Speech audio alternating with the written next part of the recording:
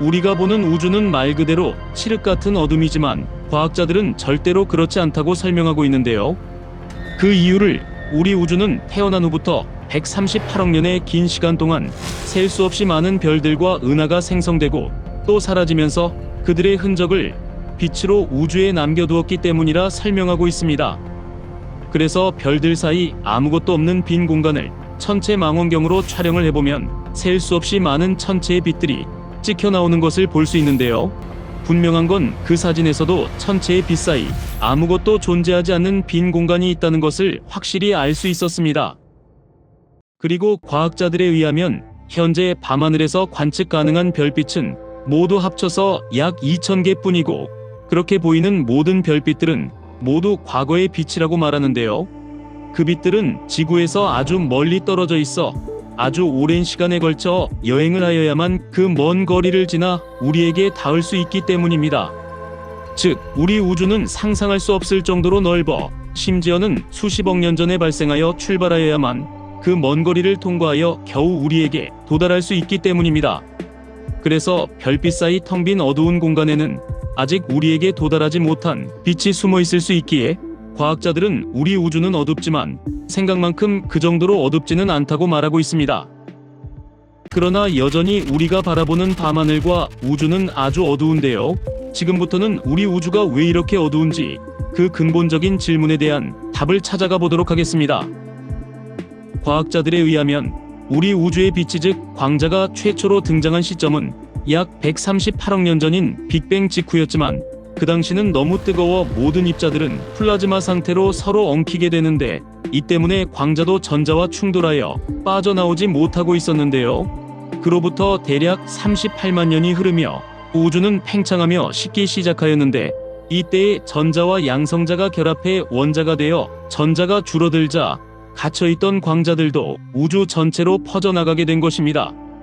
이렇게 해서 우주 전체로 퍼져나간 빛이 인류가 오늘날 관측할 수 있는 가장 오래된 빛이었는데요.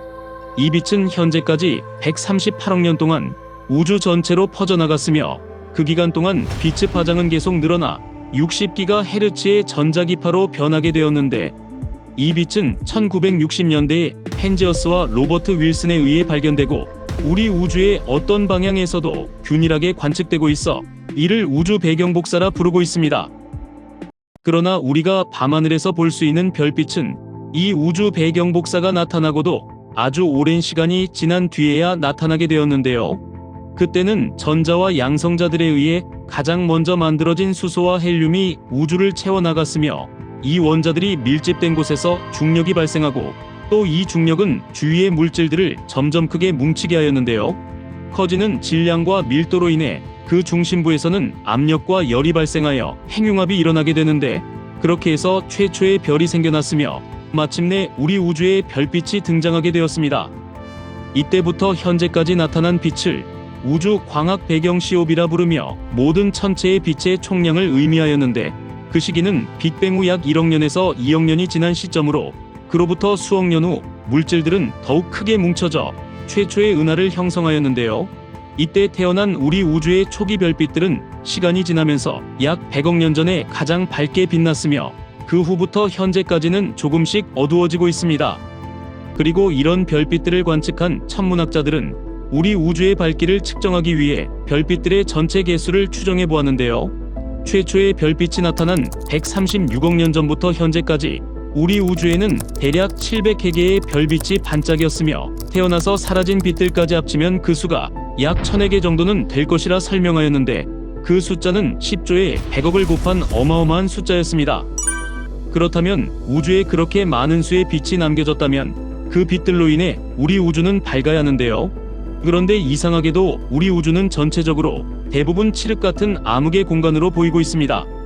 그 많은 빛은 다 어디로 사라져 이렇게 어두운 것일까요? 그런데 만약 우리가 우리 태양계를 벗어나 심우주로 들어간다면 우주는 또 어떤 모습으로 보이게 될까요? 그 질문에 대해 과학자들은 아무리 거대한 은하라 할지라도 광활한 우리 우주 속에서는 그저 반짝이는 작은 빛 하나 정도로 보일 뿐이고 그나마도 그 빛과 빛 사이 거리가 멀어서 그 사이 텅 빈 공간이 검게 보이고 우리 우주 전체로는 그나마 그런 작은 빛들이 그 수가 셀 수 없을 정도로 많아 그들이 내뿜는 빛에 의해 우주가 완전히 검은색이 되지는 않게 되는데 그것이 우주의 전형적인 모습이라 설명하고 있습니다. 또한 과학자들은 우리 우주의 빛들은 색상이 매우 다양해서 실제로 우주는 공간마다 완전한 검은색이 아닌 다양한 색상으로 빛나고 있으며 우리 우주의 색은 이 모든 각기 다른 빛의 평균적인 색상으로 베이지 또는 연한 회색에 가깝다 설명하고 있습니다. 그래서 우리 우주가 어떤 색이며 얼마나 어두운지 알기 위해서는 빛이 무엇인지를 먼저 알아야 하는데요. 그것들은 우주를 가득 채우며 거리나 온도, 그리고 나이와 시간 등에 따라 그 밝기와 색상이 다른 모습을 보이고 있기 때문입니다. 먼저 우리 우주의 각기 다른 빛의 밝기는 가장 밝은 빛을 1등급으로 하고 가장 희미한 빛을 6등급으로 해서 그 사이를 2에서 5등급으로 나누어 전체 6등급으로 구분하였는데요. 기원전 2세기경 히파르코스가 맑은 날 밤 하늘을 맨눈으로 보았을 때 우주에서 반짝이는 빛의 밝기를 최초로 구분한 것이었습니다. 그리고 이 방법은 시간이 지나 1856년에 호그스는 망원경을 이용하여 1등급의 밝기가 6등급의 밝기보다 100배 더 밝다는 것을 확인하여 빛의 밝기를 정량화하였는데요. 이후 망원경을 이용한 관측은 더욱 발달하여 6등급보다 어두운 희미한 빛들이 발견되어 숫자가 더욱 커졌으며 반대로 1등급보다 더 밝은 빛들고 확인되어 마이너스 등급으로까지 척도가 확장되었습니다. 이렇게 맨눈으로 측정할 때 밝기 등급을 실시 등급 또는 겉보기 등급이라 하며 거리와 상관없는 밝기의 정도로 우리 우주의 밝기를 더하고 있습니다. 최근에는 우주 망원경에 의해 최대 플러스 25등급인 지구상의 망원경으로는 관측이 불가능한 빛도 관측이 되고 있습니다. 그 다음으로 우리 우주의 색상은 반짝이는 빛의 색상에 영향을 받고 있는데요. 빛의 색은 그 빛을 내는 천체의 나이와 위치, 그리고 질량과 표면 온도에 의해 결정되는데 표면 온도가 높을수록 파장이 짧은 푸른색을 띠게 되고 표면 온도가 낮을수록 파장이 긴 빛인 붉은색으로 보이게 됩니다. 그리고 또 이들 외에 우주 공간에 존재하여 빛을 막거나 흡수하고 때로는 재방출하는 먼지나 가스 구름이 있는데 이것들 역시 우주의 밝기에 영향을 주는데요. 영국 세인트 앤드루스 대학 연구진은 카나리아 제도에 있는 아이작 뉴턴 우주망원경을 이용하여 약 1만 개에 달하는 은하들의 영상을 분석한 결과 천체들이 내는 빛의 약 50%는 성간 먼지에 막혀 관측이 불가능하게 된다는 사실을 발견하여 이 성간 먼지들이 빛과 마찬가지로 우주의 밝기와 색상에 영향을 주고 있다는 것을 확인하게 되었습니다. 그래서 과학자들은 이 모든 요인들을 종합하여 우주 천문학의 가장 원초적 물음인 우주는 얼마나 어두우며 무슨 색상인가에 대한 답을 찾기 위해 지상의 천체 망원경과 함께 우주 망원경을 이용한 관측을 진행하게 되었습니다. 대표적으로 애리조나주의 키트피크 천문대와 칠레의 세로 톨로로 천문대, 그리고 하와이의 제미니 노스와 칠레의 제미니 사우스의 제미니 천문대, 거기에 칠레의 베라루빈 천문대가 연계하여 광학 적외선 천문학 연구팀, 즉 누아르 랩을 만들고 토드 라우어가 대표 과학자로서 2019년 10월에 미 항공우주국 나사의 우주망원경 과학연구소 소장인 마크 포스트맨과 공동으로 광활한 우리 우주 전체에 스며들어 있는 희미한 빛의 양을 측정하여 우리 우주의 밝기를 측정하는 프로젝트를 진행하게 되었는데요. 이를 측정하기 위해 공동연구진은 태양빛의 간섭이 적은 태양계 외곽에서 심우주를 관측할 계획을 세우게 되는데요. 이것이 이 프로젝트의 핵심으로 우리 태양계의 끝에 있는 뉴 호라이즌스 호의 관측 망원경을 사용하는 것이었습니다.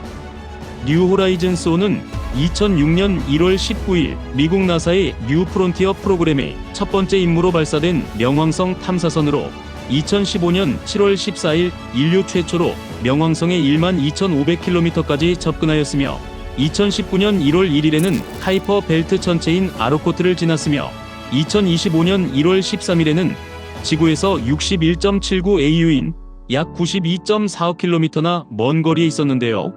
이 거리의 우주 공간은 태양빛의 간섭이 거의 없어 우주 전체의 빛을 관측하기에 좋은 주위 환경으로 인해 허블 우주망원경이 관측했던 가장 어두운 우주의 공간보다 약 10배나 더 어두운 심우주를 관측할 수 있었습니다. 그렇게 해서 2023년 여름에 이루어진 관측은 명왕성을 지나 태양에서 약 85억 킬로미터, 약 57 AU 지점에 있는 뉴 호라이즌스 호위 장거리 정찰 영상 장치를 이용하여 우리 우주 심연의 영역 24곳을 관측하는 것이었는데요. 탐사 우주선 중 유일하게 주변의 빛을 막아주는 차광막을 갖고 있어 주위의 빛에 방해를 받지 않고 심우주의 빛을 정밀하게 측정할 수 있었습니다. 그렇게 해서 관측된 빛은 지구 표면에 도달하는 태양빛보다 1000억 배는 더 희미한 빛이었는데요.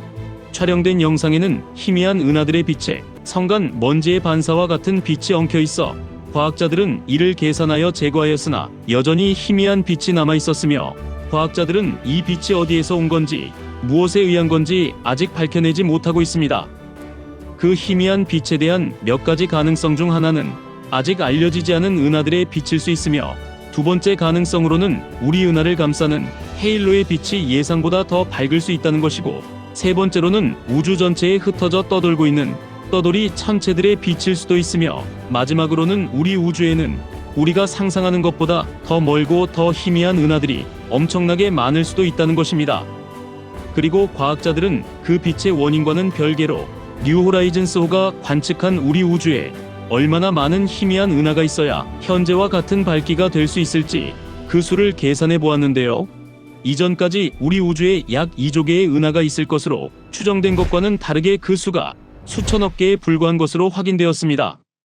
그래서 그 이유에 대해 나사의 마크 포스트맨과 이번 연구를 진행한 연구팀은 우리 우주에 존재하는 은하의 90%는 가려져 있어 보여지는 빛만으로는 관측할 수 없다는 결론을 내리게 되었습니다. 또 이에 대해 누아르 랩의 토드 라우어는 허블 망원경이 볼 수 있는 모든 은하의 2배를 우리가 관측하였지만 그 이상은 볼 수 없었다고 말하기도 하였습니다. 그렇다면 그렇게 측정된 우주에서의 빛의 총량은 얼마나 되었을까요? 우주광학 배경 COB는 스테라디언 측정 결과 1제곱미터당 약 11나노와트의 밝기였는데, 이는 1.6km 먼 거리에 있는 오두막의 작은 촛불이 벽에 반사된 것과 같은 정도의 밝기라며, 지구에서 볼 수 있는 가장 어두운 하늘보다 100배나 더 어둡다고 말하였는데요. 연구진은 이 값은 우리 우주에서 빅뱅 이후 생성된 모든 빛과 거의 일치하며, 이는 우리가 계산할 수 있는 모든 가시광선을 합친 것으로 136억 년 동안 모든 은하에서 생성된 빛의 세기와 완전히 일치한다고 설명하고 있습니다. 그리고 관측 결과 연구팀은 우주의 빛은 거의 모두 은하에서 나온다는 사실도 확인하였는데요. 우리 우주에서 빛을 내는 천체 중 인류가 알지 못하는 것은 거의 없다는 것으로 결국은 현재의 우주론과도 일치한다는 것입니다. 끝으로 최근의 과학자들은 우주의 밝기를 만들고 있는 빛의 근원이 무엇인지 정확한 답을 찾기 위해 나사의 제임스 웹 우주망원경을 통해 심우주 관측, 즉 울트라 딥필드 관측을 진행하고 있지만, 뉴 호라이즌스호의 메인 카메라인 로리처럼 다른 빛을 차단하는 차단막과 태양에서 73억 킬로미터 이상 떨어져 있을 수 없어 태양빛과 먼지, 가스에 의한 간섭으로 아무리 강력한 망원경을 장착하여도 가장 기본적인 거리와 위치는 인류가 극복해야 할 가장 큰 미션이 될 것입니다. 긴 시간 시청 감사합니다.